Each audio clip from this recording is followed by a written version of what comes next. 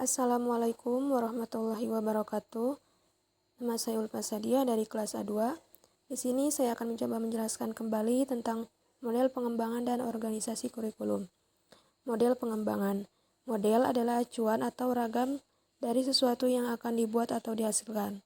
Sedangkan model pengembangan kurikulum yaitu langkah atau prosedur sistematis dalam proses menyusun kurikulum. Pengertian ini senada dengan pengertian model sebagai acuan untuk mengembangkan kurikulum. Model pengembangan dan organisasi kurikulum. Model pengembangan kurikulum dan organisasi kurikulum. Organisasi kurikulum ada ruang lingkup, urutan bahan, kontinuitas, keseimbangan, dan keterpaduan.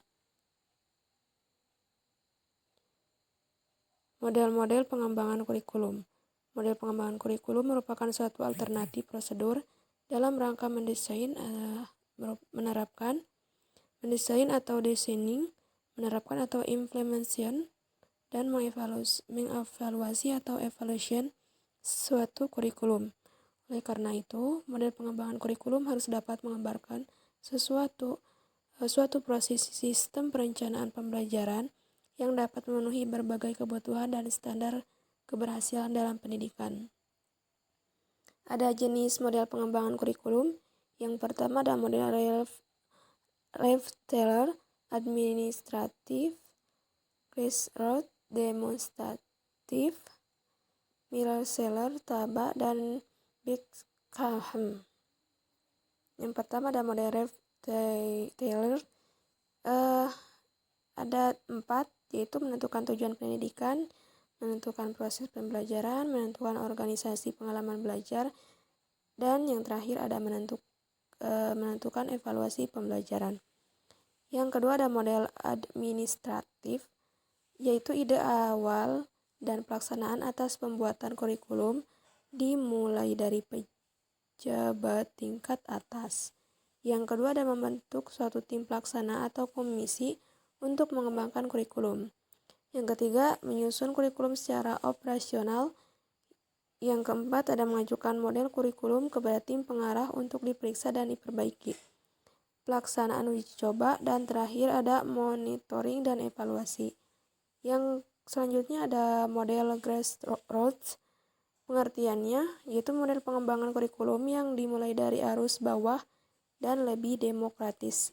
Hal-hal yang harus diperhatikan dalam model ini yaitu guru harus memiliki kemampuan yang profesional, guru harus terlibat penuh dalam perbaikan kurikulum, penyelesaian permasalahan kurikulum.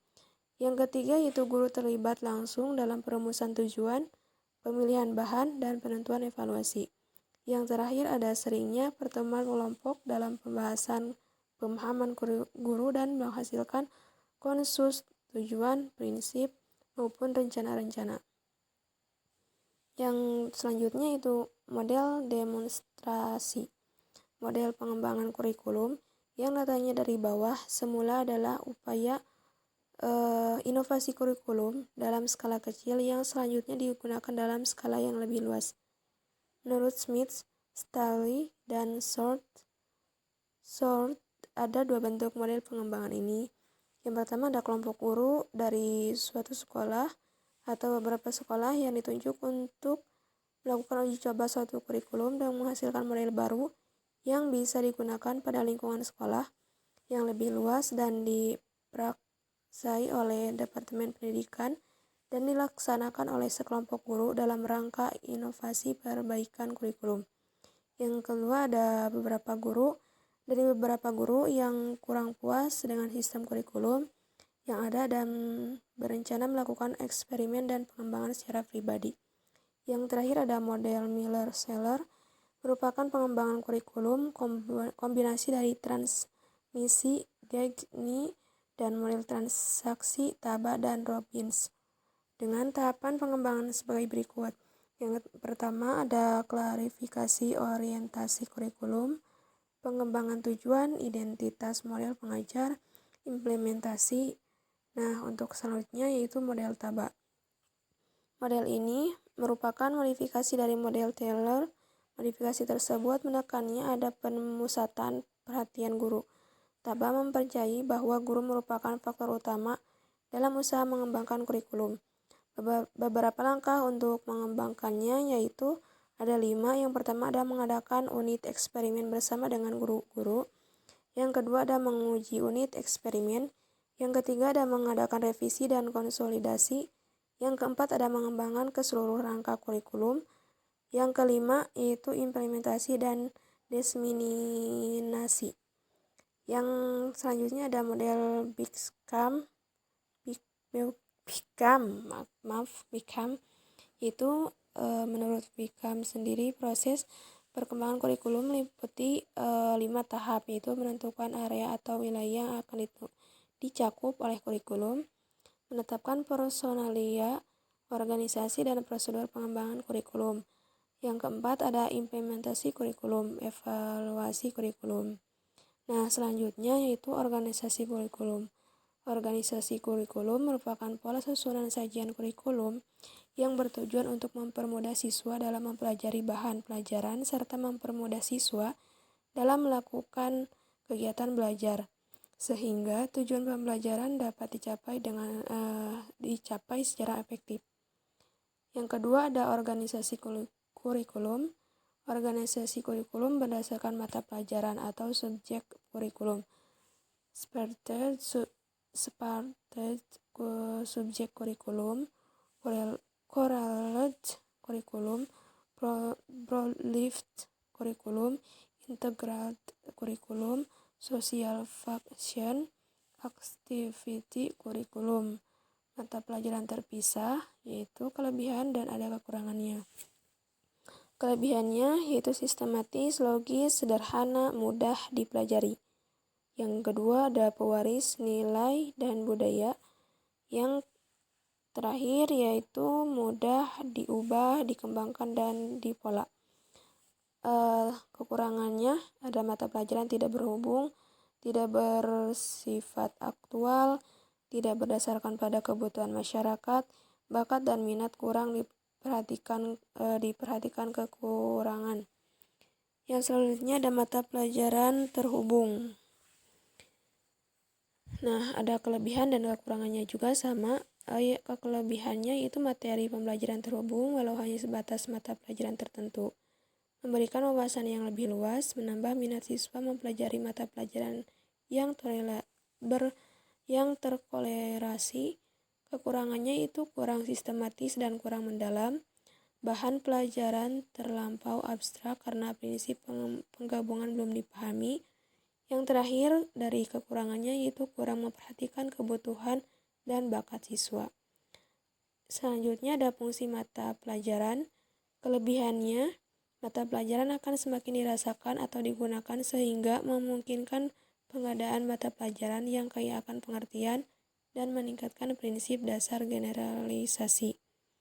Kekurangannya yaitu hanya memberikan pengetahuan secara sketsa, abstrak, kurang logis dari suatu mata pelajaran.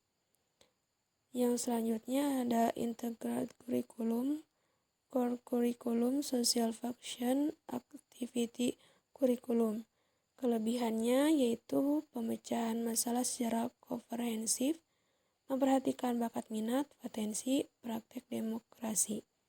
Kekurangannya diantaranya ada memerlukan kesiapan guru, tidak disusun secara logis, tidak bersifat sederhana, perbedaan kemampuan yang dicapai, biaya, waktu, tenaga banyak.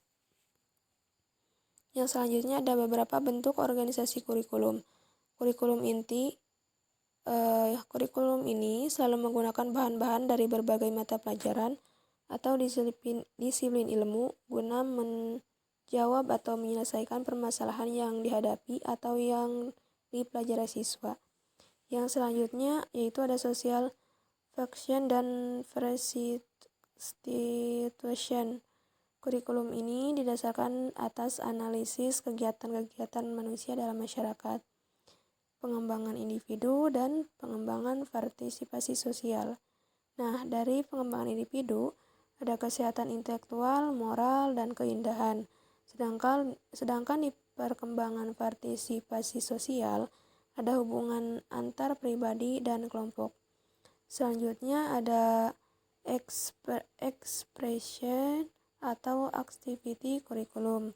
Kurikulum ini cenderung mengutamakan kegiatan-kegiatan atau pengalaman-pengalaman siswa dalam membentuk kemampuan yang integrasi dengan lingkungan maupun dengan potensi siswa. Pendidikan keterampilan akademik intelektual. Nah, untuk pendidikan keterampilan sendiri, siswa berprestasi penuh. Untuk akademik, yaitu mengoptimalkan kemampuan siswa, dan untuk intelektual, estetika, fungsional, intelektual, dan kreativitas. Ada 4 tipe pembelajaran proyek yang dapat dikembangkan dalam aktivitas kurikulum, diantaranya construction and creative project, appreciation and enjoyment project, the problem project, dan the drill of specific project. Demikian yang dapat saya sampaikan. Mohon maaf apabila dalam penyebutan bahasa Inggrisnya kurang lancar.